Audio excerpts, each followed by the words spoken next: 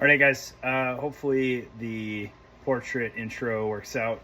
If not, I'm sorry, I won't do it again. But tonight we're shooting our last BALCS cut or spear cut armor video. This is the RBAV ECLIPSE made it. It was a kind of an Eagle brainchild offshoot, if I remember right. They weren't around for very long, as far as I know. Their stuff is still available on eBay.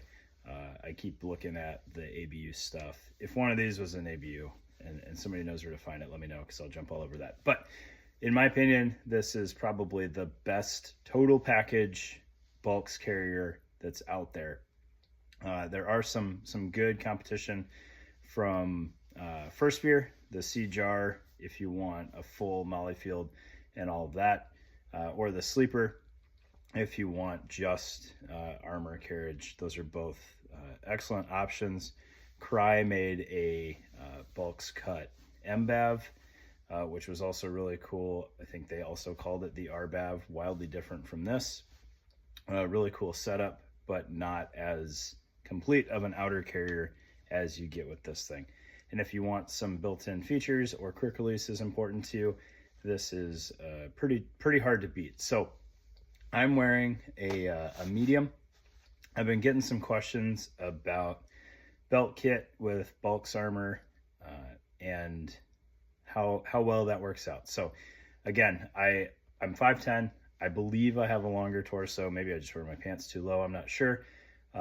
But this is a medium, and my pistol would typically ride about right here, right? So belt kit for me in spear cut armor has not been an issue in the past. Now 30 round rifle mags on the belt line are absolutely going to start getting into the soft armor here. That's definitely a decision to make. But a pistol that kind of tops off at your belt line with the grip right at the belt, no issues there. Really the only issue you're going to cause yourself is if you start throwing a bunch of stuff on the cummerbund right in line with your pistol. Now again, I think I have a slightly longer torso than most folks, which helps this ride a little bit higher in comparison to my belt line, so keep that in mind. But I don't think that you're completely out of luck if you want belt kit in BALCS armor. If need be, and you had to go something silly like full-blown British style belt kit with one of these, because you also need body armor, I think you can make it work. But that's just food for thought. So let's get this thing on the table. It is the BAE ECLIPSE RBAV in medium. Really well done. Used it a bunch back in my previous crew field because we had spear cut armor and I liked it. So let's get on the table.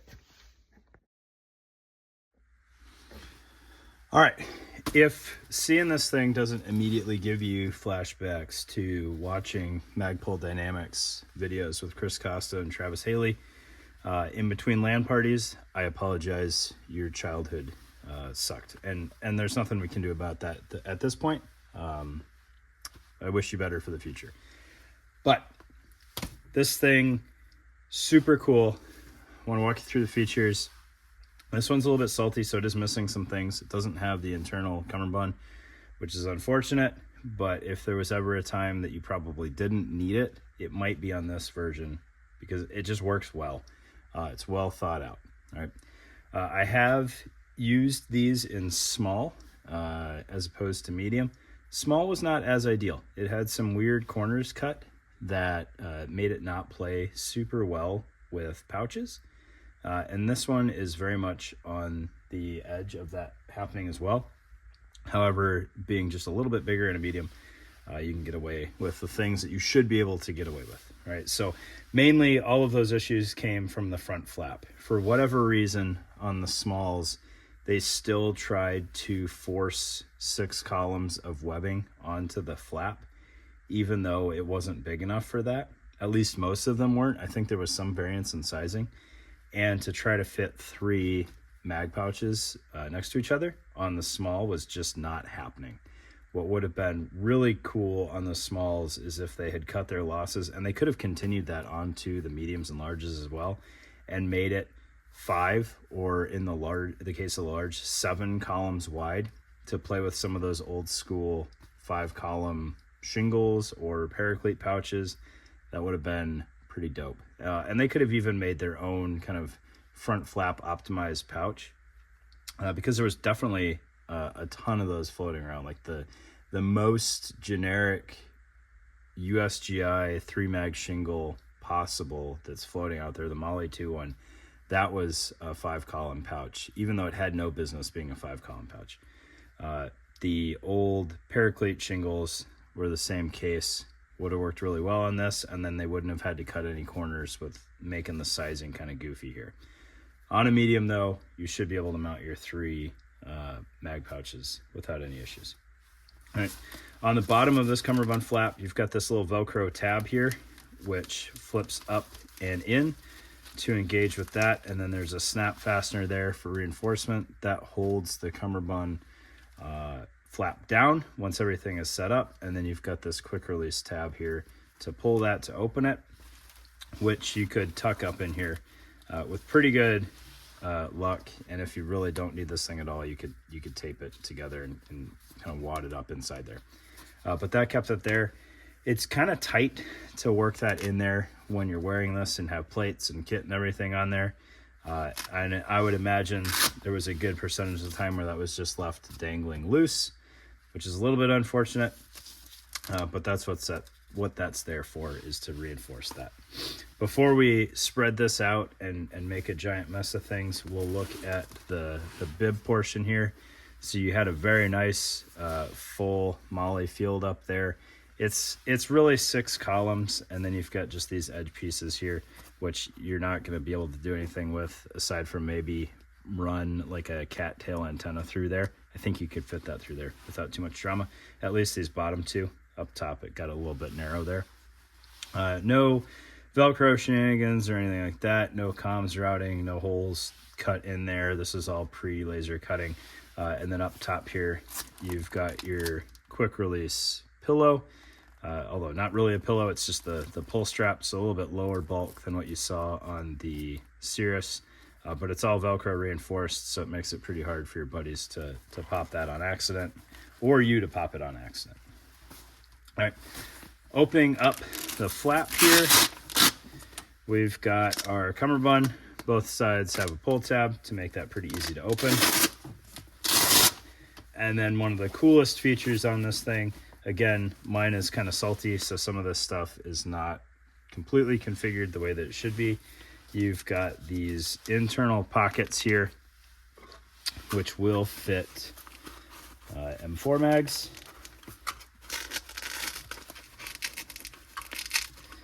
Steel mag might slide in there a little bit easier. And it's got a Velcro divider in there. I might have had that a little cattywampus there. But you can fit M4 mags in there. Potentially 2. Let's try for 2 here. See how that goes. Oh yeah, I think I had the Velcro cattywampus. There you go. That went in much easier. So you could fit 4 M4 mags in this thing before you had to do anything else to it. What I didn't think to try is a side armor. Let me see if I got one handy real quick. All right, so side plate in here.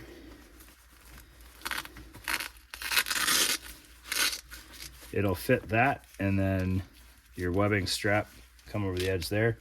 So is that super ideal? Probably not. Where the MSAP plates are round when this thing was made, I don't know.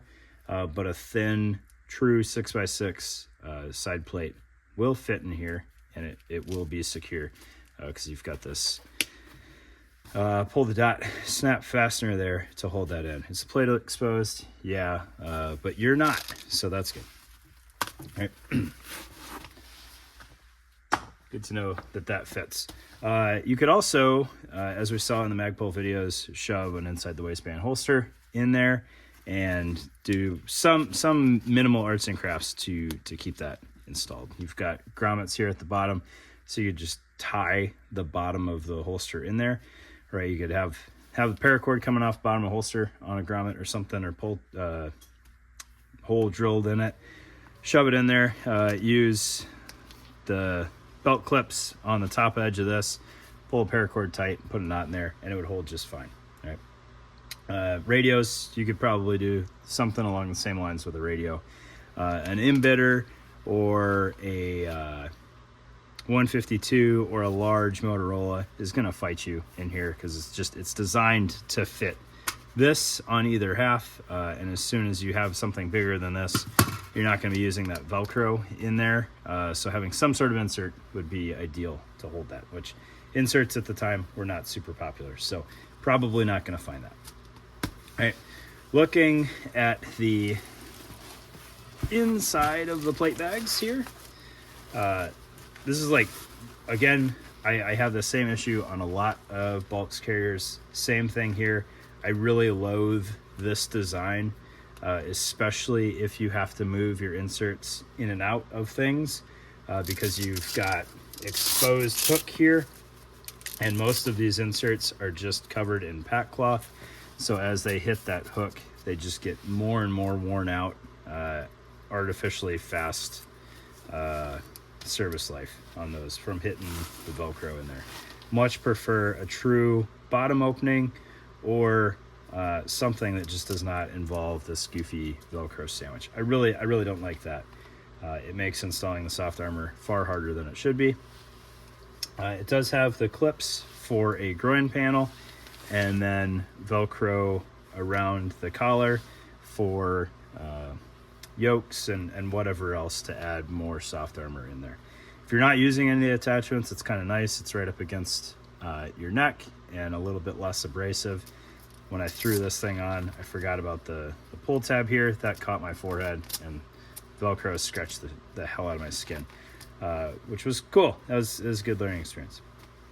All right, looking at the back plate bag, this thing compared to the Cirrus family is exceptionally well done, at the cost of some real estate. So it is 6 columns the entire height.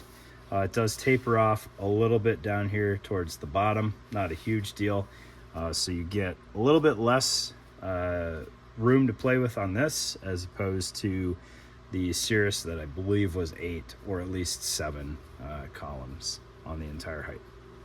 At the top here, this opening, one gives you access to your shoulder straps to make sizing them much easier with the quick release. You can see the cord routing up there, but what was also really cool, you can see some of the leftover pocket here. It's got a hanger, so you could put your bladder right inside here. Now, if you're afraid of bladders because they leak, which does happen, it does move that leak even closer to your back. However, I think having that ability is super cool. The Seaburny bladders were pretty tough and really hard to break, and modern bladders I think have only gotten better. Hydropac's doing some good, really rugged duty bladders that you could hang off this tab and have internal, so whatever other nonsense you've got here, your water's not getting in the way, and it does have an extra layer of protection from the body of the plate pocket there to keep whatever else is out here from poking the bladder. All right, got a little drag handle here, nothing to write home to, really a carry handle more than anything, and a nice Velcro tab to keep that in place. And then you've got a flap here to access all of the guts of the cummerbund. Each of these pass-through looking things here is a pull the dot snap fastener there to help keep that closed, which is nice. There's no Velcro done to close that other than the very bottom, and you can do all of your cummerbund adjustment back here, which makes this really easy. Mine I think is a little bit offset, which I noticed when I was throwing this thing on, but it makes adjusting and paying out more cummerbund really easy. And you can see there where there was the pass through for the internal cummerbund, which would have tied in to the center point that's not currently being used. The outer MOLLE cummerbund only ties in top and bottom, so there's no height adjustment on that, and it's pretty fit to this pass-through, but it does let you do that there, right, which is really nice. Fit and finish on this thing, spectacular. Bias tape everywhere. I couldn't find a raw edge on this thing wherever I looked, which I don't know why we got away from that, aside from just ease of manufacture. But this was like the peak of just everything being really well finished. Your cummerbund, there's for sure room to take up slack here using this webbing. Nothing's tied into the MOLLE.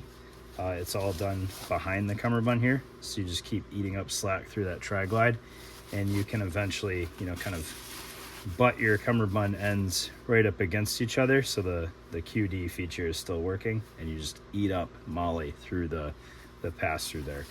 There's also a little bit of room to further extend this. The further out you take this, you start exposing webbing on the sides here, and it can cause a little bit of binding if you get kind of close to, you didn't really want the end of your cummerbund exposed, and then it does get exposed and it snags on this side panel here. Really not a big deal. And then should you be like a medium rifle plate guy, but my size, where you're starting to get out of shape and the wings don't necessarily overlap anymore, it does have an internal pocket, so you can put a soft armor panel in there to help fill that gap, which is really nice, as opposed to having to step up to large BALCS just to accommodate your girth when you don't necessarily need large rifle plates. So that's well done, and yeah, nothing else wild going on this thing. Just a really well thought out piece of kit. I didn't really show the label here. There you go. Releasable body armor vest, or RBAV, and it says right here, Specialty Defense Systems. It was a subsidiary, or like SDS was the parent company of BAE ECLIPSE, if I remember right. It's been a little while since I got into Eric Johnson lore. I believe he moved from Eagle to ECLIPSE and pushed out that whole line before it kind of vanished. But like I said, you can still find some remnants of that on eBay without too much issue. So there you go. RBAV, really well thought out spear cut carrier. This one, just like the Cirrus, will be available on my garage sale page because I don't need it as much as I do like this thing. So thanks for your time, guys. Appreciate it. Hope you had a great holidays.